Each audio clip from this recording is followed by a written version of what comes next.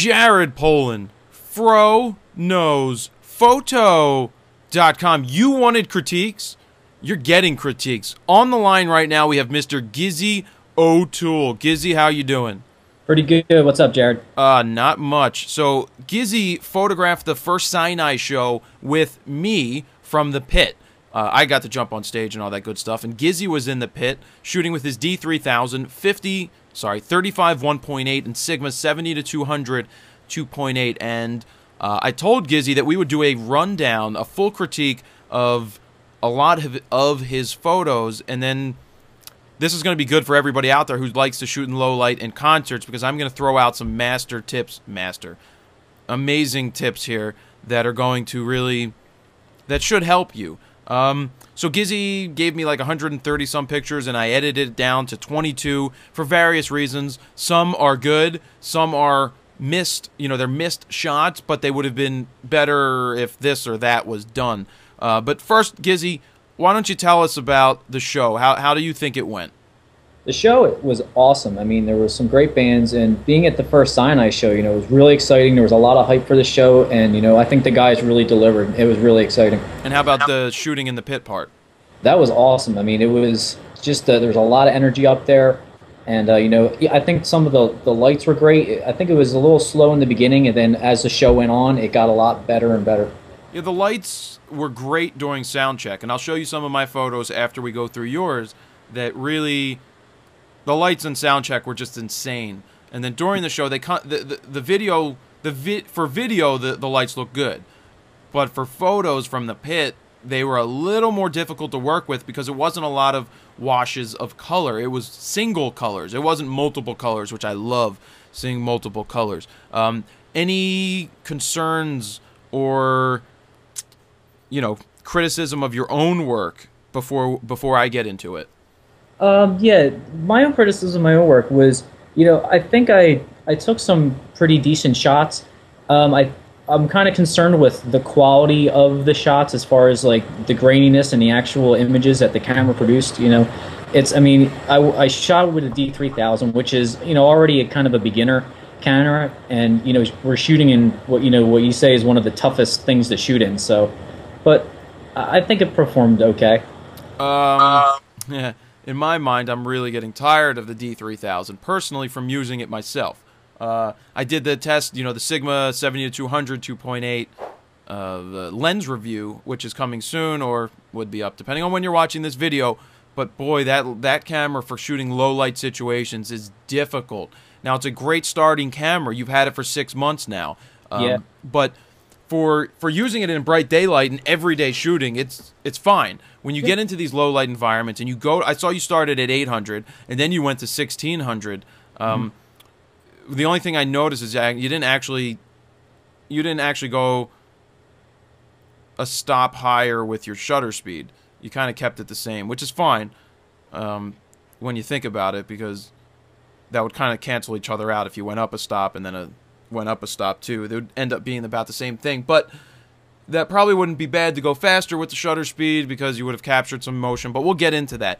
So Gizzy made a good thing here. When he bought the D3000, he was just starting. He didn't know what he was doing. So again, with your plan, 5-year plan, which is coming soon, you can see that for 6 months, well, he bought a refurb, so it only cost him $300. It was a great value at $300. Yeah. And adding the right lenses definitely helped you, but I think after 6 months, you've reached the lifespan of this camera for you, for what you like shooting. Yeah, I mean, definitely, the quality's just got to go up for me, and for shooting in all these low light situations. Yeah, and for you, I'm seeing your progression as going to whatever the next D300S is, whatever replaces that prosumer model. We get you into that type of camera. That's going to be better than a D7000. You're gonna get, if it's called the D400, then that's what it's going to be. But that for you, at the pace you're progressing at a great pace, and for what you like shooting, you're going to want the capability of that. I know you told me that you were looking into, say, a full frame, but we got to get you glass before we get you full frame. Well, and I didn't know that D400 was coming out. I heard... We don't know that it's coming out. We don't know anything. Oh, okay. It's just, you can assume that with the D7000 being better, basically, quality-wise than the D300S in terms of images, high ISO capability, that the next one is around the corner. But I was going to dive into the whole lens thing as we move into the photo. So let's start the critique. First picture, it's always good to see things going on. Actually, there was another picture I wanted to add. I don't know why I didn't save it. So let me go up here, and I just realized, where is it? Where is it? Where is it? You shot the pedal board, right? Yeah. Is this the pedal board? No. There's the pedal board. All right, so we're going to come back to that. Anyway, so let's start off here. Nothing wrong with it. You're always looking for other things going on before the show starts, right? Mm. So it's always good to look at the what do they call these things? Set list.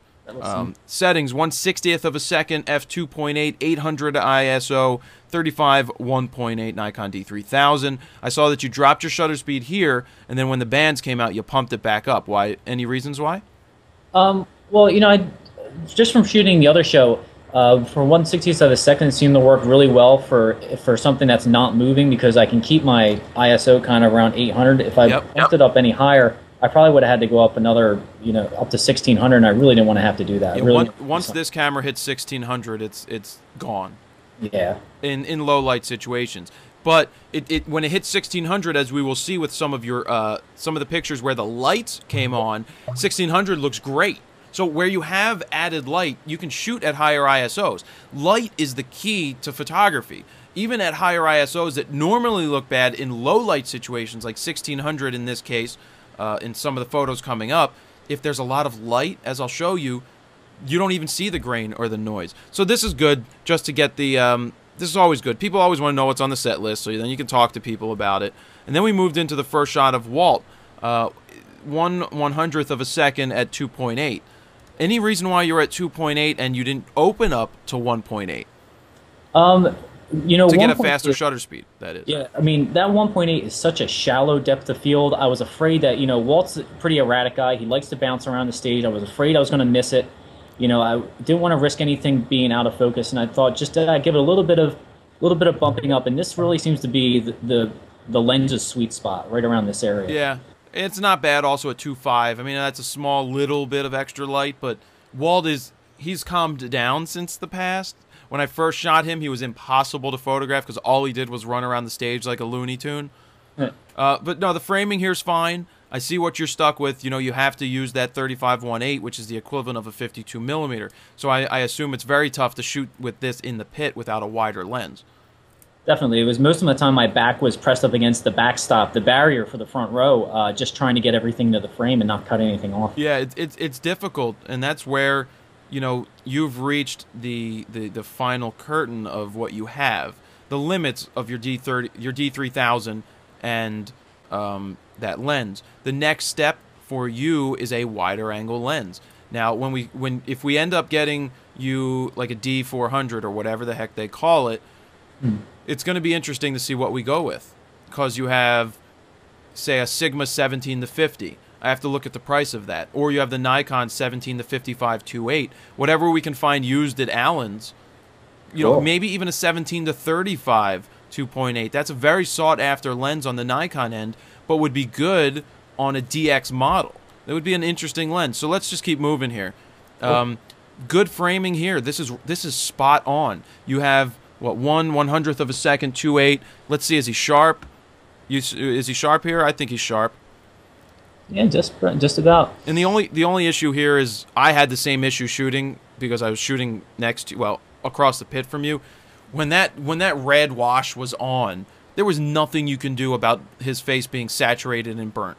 Right. Just absolutely nothing. I mean, the only other thing you can do is go to black and white, but even that is going to be flat and boring. So you had to stick with this, which is what I ended up doing. But this framing, guys, this is spot on for framing. And you were in manual, and this is for everybody out there. When I talk about shooting in manual, you shoot in manual because of these lights. If he was in aperture priority, there is no way that Walt would look like this. He would look like this because it's exposing for the lights. And that's why we shoot in manual when you're shooting a concert. I selected this not because I like it, just because of just showing the motion blur problem. This is what's happening when you're shooting at 1/25th of a second, at 800, and I see, is it the next one you go to 1600? Then you jump to 1600 in the next image, which gave you a little bit of it. You didn't change your shutter speed. No, I knew he was good. I saw Nick getting ready to run, and I knew I can't really go anything above 125, so I just kind of kept it there and hoped for the best. Why couldn't you go above 125? Just it gets so dark that even I can't do much with it with the raw file to bring it back. How much editing did you do with this file after? That one actually not much. I did desaturate his face a little bit with the red, but the one before that was pretty much just in black and white. Excuse me. Yeah, this is a great angle, or it's the best angle that you could get.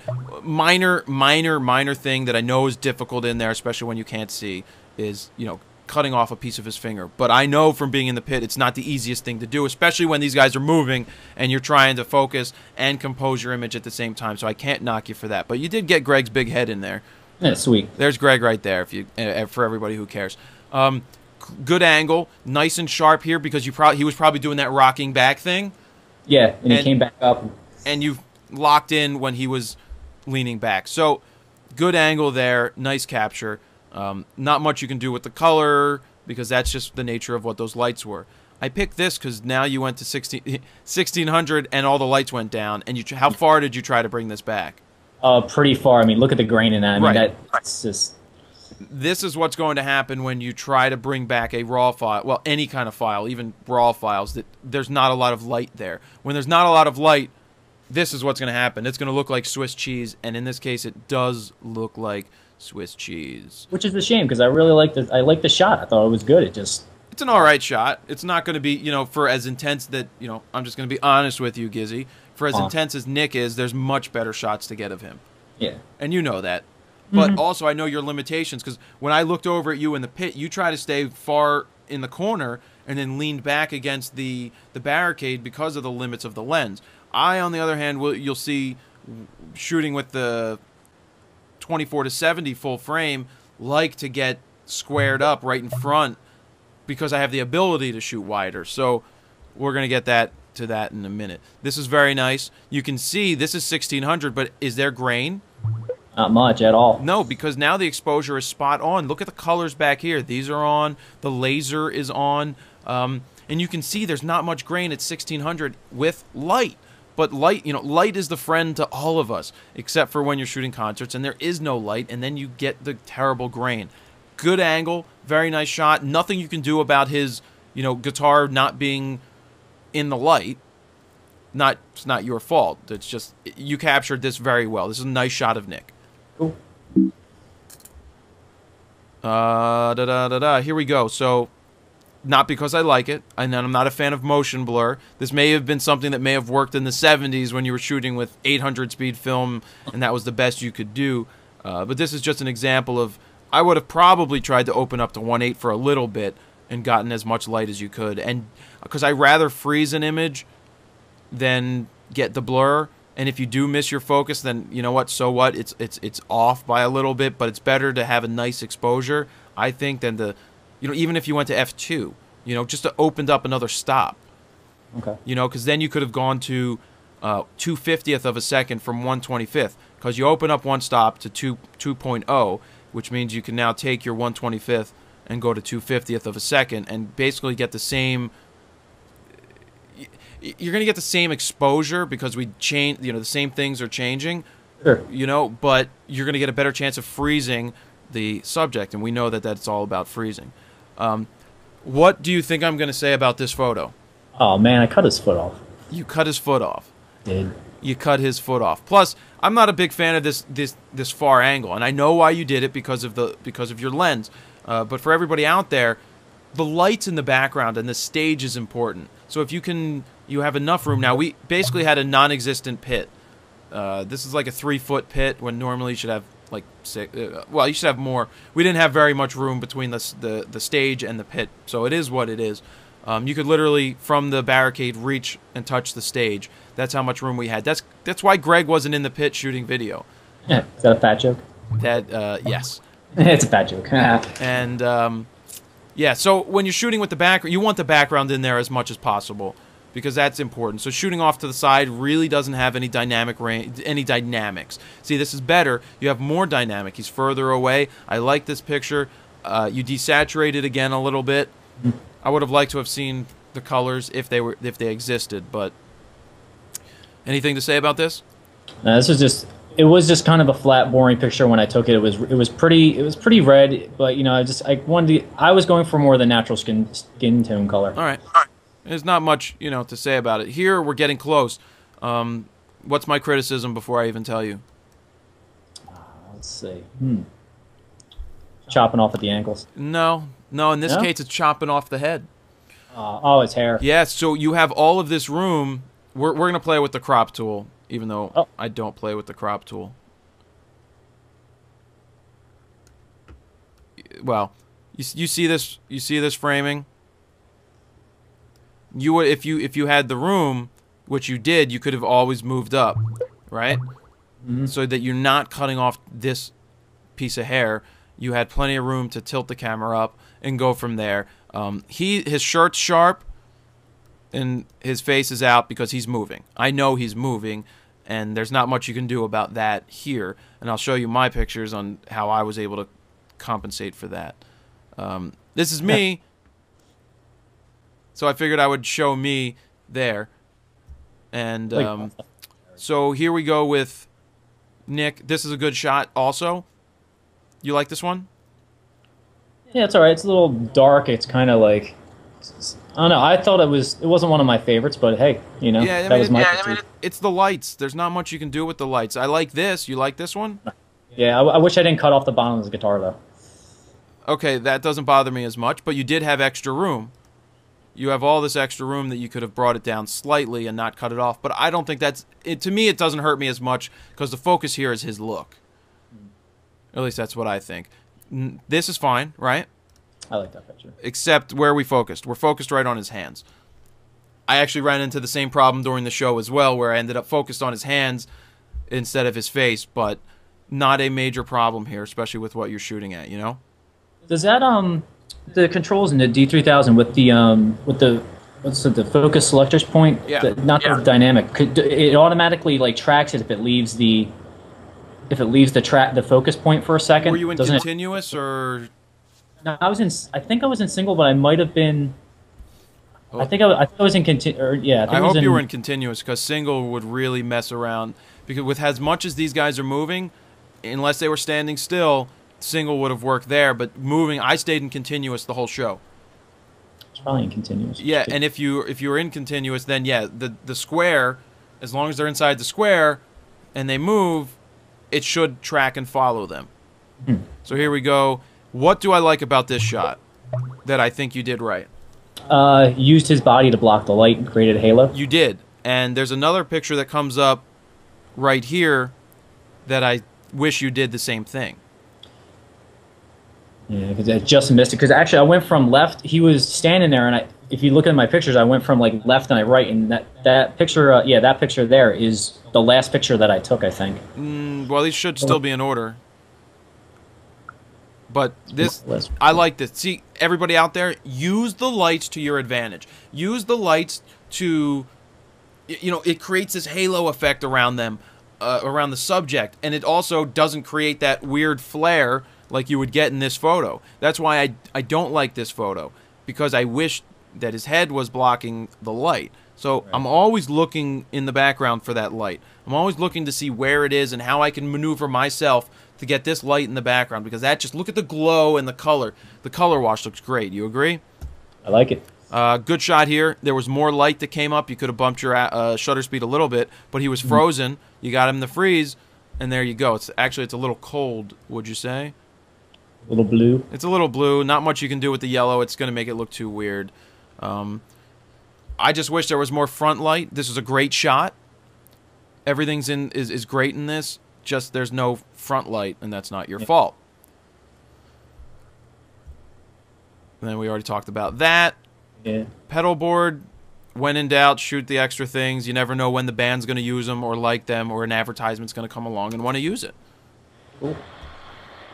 Nick on his knees. Good shot, right? I like it. Yeah, very happy with this. I shot him from the back because I was on stage at the time, and it wasn't the same for me where I was because it just didn't have as much panache. I don't know, panache. What? Yeah. I don't know what the word is. Anyway, so then you broke out the 70 to 200, shooting at 1/100th of a second, which is hard to handhold when you're out at 160. But I like it. There's not much you can do with the drummer from the pit. I was just happy I got a clear shot. Shane had a lot of symbols around him, but I got a clean shot and I took it. And then the last photo that I did, I like the framing. Cool. This is getting along the lines of what you would do with more of a wider lens. I mean, he's not sharp again. This could be that if you were you in continuous, do you know, or were you in single? Do you really? I will check my camera because I haven't touched that control. Oh, you have it with you? Yeah, I got it sitting right here. All right. So anyway, Nick's playing here. I mean, all in all, Gizzy, you're getting a hell of a lot better for being a newbie for 6 months. You are on par. Your framing and your composition is very, very close. It's right where it's. You're in a great place for where you're at right now, and that's awesome. So you've got a lot of good tools. You've got Greg and I helping you out, and you know you're starting to understand light. Now we got to get you to learn to go that next step and understand it, where it is okay to drop that drop that aperture even lower. The places where you can make those compensations, where you can get more shutter speed by doing something, because it's more important to freeze that action than it is to worry about missing that focus, because then you're going to try to get that focus tack on. Okay. All right. You have any questions from your shoot?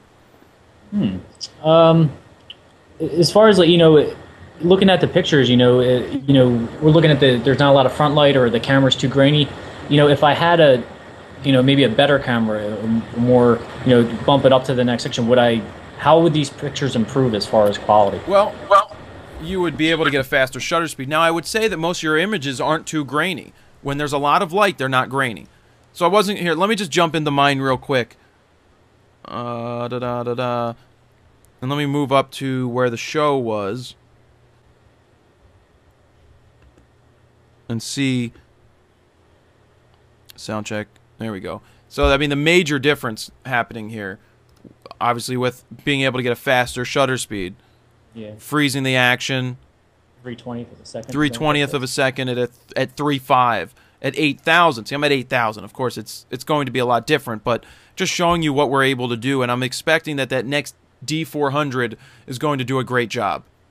Cool. It's going to give you a lot of, see, nice and sharp, nice light, 3/20th of a second at 3.5, and the reason I shoot there's Ari in the background of another one of my photos. The reason I shoot that high, 3.5, is that same thing why you didn't want to go to 1.8. But in this case, with that camera, I'm able to do that. Right. You see? I mean, a lot of the stuff went to black and white and became very contrasty because of the lack of light. It's tough lighting situations, but I was really happy. See, same thing. As soon as he looks down, you lose all light. But I'm just going to go through these pretty quick. Yeah, see, something like this, there's not much you can do. It can't go black and white because there's no light in his face, so it has to stay this weird color. But you can see that he's frozen, right?